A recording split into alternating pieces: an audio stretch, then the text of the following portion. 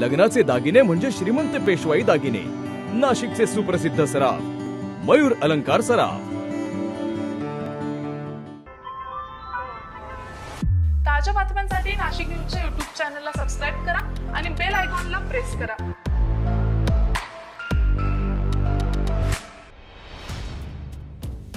Car चालकानं चहाच्या टपरीसह 3 दुचाकी चालकांना जोरदार धडक दिली। मंगळवारी पहाटे 5 वाजता मुंबई नाक्याजवळ हा अपघात घडला। या घटनेत 3 जण जखमी झाले आहेत। कारच्या दर्शनी भागाचा देखील चेंदामेंदा झालाय। सोशल मीडियावर अपघाताबाबत व्हिडिओ व्हायरल झाल्यानंतर पोलिसांनी कार चालक शिवनक ठाकरे याच्या विरोधात घटनेच्या 3ऱ्या दिवशी गुन्हा दाखल केला। प्राप्त माहितीनुसार कारचे टायर फुटून चालकाचा ताबा सुटल्याचा अंदाज पोलिसांनी बांधला होता। मात्र कार चालकानं मद्यसेवन केल्याचा आरोप प्रत्यक्षदर्शींनी केलेला आहे।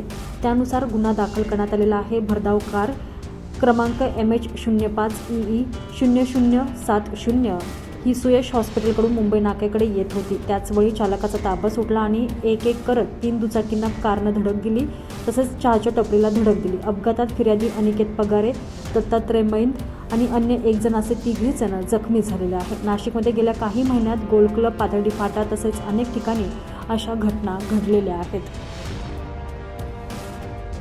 Bureau report, Nashik news, Nashik.